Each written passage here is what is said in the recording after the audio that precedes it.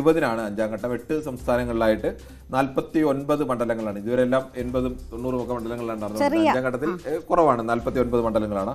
അതിൽ ഏറ്റവും പ്രധാനം ഉത്തർപ്രദേശാണ്. ഉത്തർപ്രദേശിലെ 14 മണ്ഡലങ്ങൾ. ഉത്തർപ്രദേശ് ഏറ്റവും വലിയ സംസ്ഥാനം, 80 സീറ്റുള്ള സംസ്ഥാനം എന്ന നിലയ്ക്ക് 14 സീറ്റുകൾ മത്സരമുണ്ട്. മഹാരാഷ്ട്രയാണ് മറ്റൊന്ന്, അവിടെ 13 സീറ്റുകളിൽ മത്സരിക്കുന്നുണ്ട്. മറ്റൊന്ന് ബംഗാളാണ്, ബംഗാളിലെ 7 സീറ്റുകളിൽ മത്സരമുണ്ട്. മറ്റൊന്ന് ബീഹാറാണ്, ബീഹാറിലെ 5 സീറ്റുകൾ. നമ്മൾ നേരത്തെ പറഞ്ഞ വിഷയമല്ല ഇതുമായി ബന്ധപ്പെടുന്നതാണ്. ഈ മഹാരാഷ്ട്ര, ഈ ബീഹാറായാലും ഉത്തർപ്രദേശായാലും എല്ലാം ഇതുമായി ബന്ധപ്പെട്ട് നിൽക്കുന്ന സംസ്ഥാനങ്ങളാണ്. ഒഡീഷയിലെ 5 സംസ്ഥാനത്തും, ജാർഖണ്ഡിലെ 3, ജമ്മു കാശ്മീരിലെ 1, ലഡാക്കിലെ 1. ലഡാക്ക് ഇത് പുതുതായി മാറിയതിനു ശേഷമുള്ള ആദ്യത്തെ തെരഞ്ഞെടുപ്പ്. ലഡാക്ക് കോൺസ്റ്റിറ്റ്യൂൻസിയിലെ തെരഞ്ഞെടുപ്പ് കൂടി, ലേയിലെ തെരഞ്ഞെടുപ്പ് കൂടി അന്ന് നടക്കുകയാണ്. നമുക്ക് ഇതിൽ മഹാരാഷ്ട്ര ഇന്ന് കോൺസെൻട്രേറ്റ് ചെയ്താൽ അവിടെ 5 ഘട്ടമായാണ് വോട്ടെടുപ്പ് നടന്നത്. മഹാരാഷ്ട്രയിൽ അപ്പോൾ മെയ് 20-ന് നടക്കാൻ പോകുന്നത് അവസാന ഘട്ട തെരഞ്ഞെടുപ്പാണ്. 13 മണ്ഡലങ്ങളിലേക്കാണ് തെരഞ്ഞെടുപ്പ്. ആദ്യഘട്ടത്തിൽ 5-ഉം രണ്ടാം ഘട്ടത്തിൽ 8-ഉം 3-ഉം 4-ഉം ഘട്ടങ്ങളിൽ 11 വീതം മണ്ഡലങ്ങളിലാണ് വോട്ടെടുപ്പ് നടന്നത്. അഞ്ചാം ഘട്ടം എങ്ങനെ നിർണായകമാകും എന്ന് പരിശോധിക്കാം. ഏതൊക്കെ മണ്ഡലങ്ങളിലാണ് അഞ്ചാം ഘട്ടത്തിലെന്ന് നോക്കിയാൽ Dhule, Dindori, Nashik, Palghar, Bhiwandi, Kalyan, Thane, Mumbai north, Mumbai north west, Mumbai north east, Mumbai north central, Mumbai south central, Mumbai south എന്നിടങ്ങളിലാണ്. നഗരപ്രദേശങ്ങൾ ആണ് ഈ അഞ്ചാം ഘട്ടത്തിൽ തെരഞ്ഞെടുപ്പിലേക്ക് പോകുന്നത് അല്ലേ? എന്താണ് നമ്മൾ പ്രതീക്ഷിക്കേണ്ടത്? ഒരു ഇന്ത്യ മുന്നണിയെ സംബന്ധിച്ച് അവർ ഏറ്റവും പ്രതീക്ഷ വയ്ക്കുന്ന ഒരിടമാണ് മഹാരാഷ്ട്ര. പക്ഷേ അവിടെ വോട്ട് ഭിന്നിപ്പിക്കാനുള്ള പല ശ്രമങ്ങളും നമ്മൾ ഇതിനോടകം കണ്ടതാണ്. യഥാർത്ഥത്തിൽ ഇന്ത്യയിലെ ഏറ്റവും പ്രധാനപ്പെട്ട ഒരു നഗരത്തിന്റെ നഗരത്തെ ഹൃദയത്തിൽ തെരഞ്ഞെടുപ്പ് നടക്കാൻ പോകുന്നത് അടുത്ത ഘട്ടത്തിലാണ്. മുംബൈയിലെ പ്രധാനപ്പെട്ട എല്ലാ വാണിജ്യ നഗരത്തിന്റെ ഏറ്റവും നിൽക്കുന്ന എല്ലാ ഘട്ടത്തിലെല്ലാം തെരഞ്ഞെടുപ്പ് നടക്കുന്ന ഒരു ഘട്ടമാണ്. പല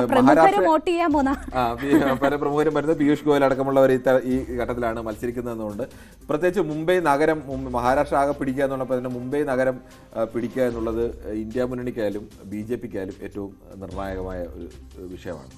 അവിടെ ഈ മഹാരാഷ്ട്രയെ സംബന്ധിച്ച് ഇത്തവണത്തെ തെരഞ്ഞെടുപ്പ് എന്ന് പറഞ്ഞാൽ മഹാരാഷ്ട്രയിൽ 4 പ്രധാനപ്പെട്ട പാർട്ടികൾ, 4 പ്രധാനപ്പെട്ട നേതാക്കൾ ആർക്കാണ് ശക്തി എന്നത് തെളിയിക്കേണ്ട ഒരു അവസ്ഥ കൂടിയാണ്. യഥാർത്ഥത്തിൽ ഇതുവരെയും ഉണ്ടായിരുന്ന മഹാരാഷ്ട്രയിലെ തെരഞ്ഞെടുപ്പ് രീതി എന്ന് പറഞ്ഞാൽ ഒരു മുന്നണിയിലായിട്ട് നിന്നിരുന്നത് കോൺഗ്രസും NCPയുമാണ് ഒരു മുന്നണിയിൽ നിന്നിരുന്നത്, ദീർഘകാലമായി നിന്നിരുന്നത്. അതിന് മറുമുന്നണിയിൽ നിന്നിരുന്നത് BJPയും ശിവസേനയുമാണ്. ശിവസേന എന്ന് പറഞ്ഞാൽ BJPയുടെ ഒരു നാച്ചുറൽ അലയായിട്ടാണ് ശിവസേനയും ശിരോമണി അകാലിദളിനെയാണ് BJPയുടെ യഥാർത്ഥത്തിൽ ഒരു ഹിന്ദുത്വ അജണ്ടയുമായി ബന്ധപ്പെടുത്താവുന്ന നാച്ചുറൽ അലയെ കണ്ടിരുന്നത്. പക്ഷേ ഇന്നിപ്പോൾ ആ 2 അലയില്ല എന്നുള്ളത്, അലയുടെ പ്രധാനപ്പെട്ട ഭാഗമില്ല എന്നുള്ളത് മറ്റൊരു സമാനീയ യാഥാർത്ഥ്യം. അവിടെ നിൽക്കുന്ന NCP, ഇപ്പോൾ NCP 2 പാർട്ടിയായി നിൽക്കുന്നു. NCPയെ സംബന്ധിച്ച് ശരത് പവാറിനാണോ അതോ ഇനി അദ്ദേഹത്തിന്റെ അനന്തരവൻ അജിത് പവാറിനാണോ ശക്തി? ആരുടെ വിഭാഗത്തിനൊപ്പമാണ് ജനങ്ങൾ നിൽക്കുന്നതെന്ന് തെളിയിക്കണം. നേരത്തെ MLAമാരും MP മാരും ഒക്കെ കൂടുതൽ നിന്നത് അജിത് പവാറിനൊപ്പമാണ്. പക്ഷേ തെരഞ്ഞെടുപ്പ് വരുമ്പോൾ ഇപ്പോഴും പവാറിന്, മഹാരാഷ്ട്രയിലെ ഏറ്റവും പ്രധാനപ്പെട്ട നേതാവായ ശരത് പവാറിന്, അല്ലെങ്കിൽ ഏറ്റവും തന്ത്രജ്ഞനായ നേതാവായ ശരത് പവാറിന് മഹാരാഷ്ട്രയിൽ എത്രത്തോളം കരുത്തുണ്ട് എന്ന് തെളിയിക്കേണ്ട ഒരു തെരഞ്ഞെടുപ്പിന്റെ ഘട്ടത്തിലൊക്കെയാണ് മഹാരാഷ്ട്രയിൽ വരുന്നത്. ഇതേപോലെ തന്നെയാണ് ശിവസേനയെ സംബന്ധിച്ചിടത്തോളം. ശിവസേന ദീർഘകാലമായി BJPയുടെ അലയായിരുന്ന ശിവസേന കഴിഞ്ഞ നിയമസഭാ തെരഞ്ഞെടുപ്പുമായിട്ട് ബന്ധപ്പെട്ടാണ് ശിവസേന BJP അലയിൽ നിന്ന് വിട്ടുകൊണ്ട് കോൺഗ്രസ്, NCP, ശിവസേന അങ്ങനെ 3 പേരും ചേർന്ന ഒരു മുന്നണി ഉണ്ടാക്കുകയും അങ്ങനെ ഒരു മന്ത്രിസഭ രൂപീകരിക്കുകയും ഒക്കെ ചെയ്യുന്നത്. പക്ഷേ ആ മന്ത്രിസഭയെ BJP ഞങ്ങളുടെ ഒപ്പം മത്സരിച്ചുകൊണ്ട്, ഒരു തരത്തിൽ പറഞ്ഞാൽ BJPയെ സംബന്ധിച്ച് BJPയെ ചതിച്ചുകൊണ്ടാണ് അവർ മറുഭാഗത്തേക്ക് പോകുന്നതെങ്കിൽ ആ പാർട്ടിയെ തന്നെ കൃത്യമായി BJP നെടുക പിളർത്തുകയാണ്. ഒപ്പം അതിന് മുൻകൈ എടുത്ത NCPയെ നെടുക അവർ പിളർത്തുന്നു. അങ്ങനെ ശിവസേനയെ സംബന്ധിച്ച് ഇനി ആർക്കാണ് ശക്തി എന്നുള്ളത്, ഷിൻഡെ വിഭാഗത്തിനാണോ ശക്തി അതോ ഉദ്ധവ് താക്കറെ വിഭാഗത്തിനാണോ ശക്തി എന്നുള്ളത് തെളിയിക്കേണ്ട ഒരു ഘട്ടം കൂടി. കൃത്യമായ പ്ലാനിങ്ങോട് കൂടിയാണ് ഈ NCPയെയും ഒപ്പം തന്നെ ശിവസേനയെയും പിളർത്താനുള്ള നീക്കങ്ങൾ അവിടെ നടന്നത് എന്ന് നമുക്ക് വളരെ വ്യക്തമായി തന്നെ അറിയാം. പക്ഷേ അത് തന്നെ BJPക്ക് NDAക്ക് അവിടെ തിരിച്ചടിയാകുന്നു എന്നതാണ് ഛഗൻ ഭുജ്ബലിന്റെ കഴിഞ്ഞ ദിവസത്തെ വാക്കുകൾ സൂചിപ്പിക്കുന്നത്. കാരണം ഇപ്പോൾ ഉദ്ധവ് താക്കറേക്കായാലും പവാറിനായാലും ഒക്കെ അനുകൂലമായ ഒരു തരംഗം അവിടെ രൂപപ്പെടുന്നു എന്ന സംശയം NDA ക്യാമ്പിൽ തന്നെ വരുന്നു. അപ്പോൾ അവിടെ പണി വാളിയിട്ടുണ്ടോ എന്നുള്ളതാണ് സംശയം. ഇതിനകത്തൊരു പ്രധാനപ്പെട്ട വിഷയം, NCP എന്ന പാർട്ടി ആശയപരമായി കർഷകരുടെ പാർട്ടിയാണെന്ന്, അവിടുത്തെ കരിമ്പ് കർഷകരുടെ പാർട്ടി, സഹകരണ സംഘങ്ങളൊക്കെ നിൽക്കുന്ന ഒരു പാർട്ടിയാണെന്നൊക്കെ പറയുമ്പോഴും ശരത് പവാർ എന്ന് പറയുന്ന മഹാരാഷ്ട്രക്കാരുടെ ഒരു അഭിമാനമായ നേതാവിനെ പിൻപറ്റി നിൽക്കുന്ന പാർട്ടിയാണ്. അവിടെ ശരത് പവാർ എന്ന് പറയുന്ന ഒരു ഈ അവസാന നിമിഷം നിൽക്കുമ്പോഴും പുതിയ പാർട്ടി രൂപീകരിച്ച് അജിത് പവാർ പോകുമ്പോഴും ശരത് പവാറിന്റെ പടം പോലും മാറ്റാൻ കഴിയുന്നില്ല.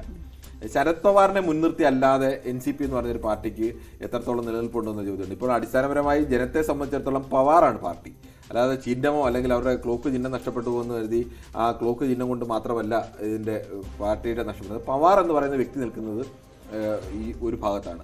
ആ ഭാഗത്തേക്ക് സ്വാഭാവികമായും കൂടുതൽ സ്വാധീനം ഉണ്ടാകാനുള്ള സാധ്യത കൂടുതലാണ്. MLA മാർ കൂടുതൽ മാറുന്ന അവരുടെ അധികാരവുമായിട്ടൊക്കെ ബന്ധപ്പെട്ടും പലർക്കെതിരെ കേസുകളുണ്ട്. അത്തരം പല പല വിഷയങ്ങൾ അവരുടെ താല്പര്യങ്ങളും ഒക്കെ വരാം.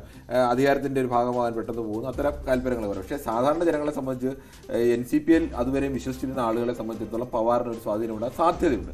അതിന് വോട്ടിങ്ങിന് ശേഷം വേണം എത്രത്തോളം ഉണ്ടാകുന്ന പറയാൻ. ഇനി മറിച്ച് ശിവസേന വന്നു കഴിഞ്ഞാൽ അവിടെ ഉദ്ധവ് താക്കറെയാണ് ഒരു ഭാഗത്ത് നിൽക്കുന്നത്, മറ്റേത് സുശീൽ കുമാർ ഷിൻഡെയാണ് നിൽക്കുന്നത്. ഉദ്ധവ് താക്കറെ പോലെ ഒരാൾ നിൽക്കുമ്പോൾ അത് ശിവസേനയെ സംബന്ധിച്ചിടത്തോളം ബാൽ താക്കറെയുടെ പിന്മുറ അവകാശപ്പെടാൻ കഴിയുന്ന ഒരാൾ നിൽക്കുകയാണ്. ബാൽ താക്കറെയുടെ പാർട്ടിയാണ് ശിവസേന. ശിവസേനയുടെ ആശയപരമായ പല കാര്യങ്ങളൊക്കെ ഉണ്ടാവും, ഒക്കെ വ്യത്യാസമുണ്ടെങ്കിലും ഇത് ബാൽ താക്കറെ എന്ന് പറയുന്ന ഒരു നേതാവ് ഉണ്ടാക്കിയ പാർട്ടി, അല്ലെങ്കിൽ അദ്ദേഹത്തെ വിശ്വസിച്ച് മുംബൈയിലെ ജനങ്ങൾ, ഒരു മുംബൈക്കരുടെ ഒരു വികാരമൊക്കെ മഹാരാഷ്ട്രയുടെ വികാരം ഉണർത്തി അദ്ദേഹം ഉണ്ടാക്കിയ പാർട്ടിയാണ്. അപ്പോൾ ആ വിശ്വാസത്തിനടുത്തിൽ അതിൻ്റെ പിന്മുറക്കാരനായി നിൽക്കുന്ന ആൾ ഉദ്ധവ് താക്കറെയാണ്. സ്വാഭാവികമായും ഉദ്ധവ് താക്കറെയും ശരത് പവാറിനും വിഷമുണ്ടാകുകയും അല്ലെങ്കിൽ അവർക്ക് നേരെ ഉണ്ടാകുന്ന ആക്രമണങ്ങളോട് ഒരു തിരിച്ചടി ഒരു പരിധിവരെ ഉണ്ടാകാനുള്ള സാധ്യതയുണ്ട്. പക്ഷെ അത് എത്രത്തോളം ഈ BJP സഖ്യത്തെ അല്ലെങ്കിൽ BJPക്ക് തളർത്തും അല്ലെങ്കിൽ അവരെ പരാജയപ്പെടുത്തി വിജയിക്കാൻ കഴിയുമോ എന്നതൊക്കെ കാത്തിരുന്ന് കാണേണ്ട കാര്യമാണ്.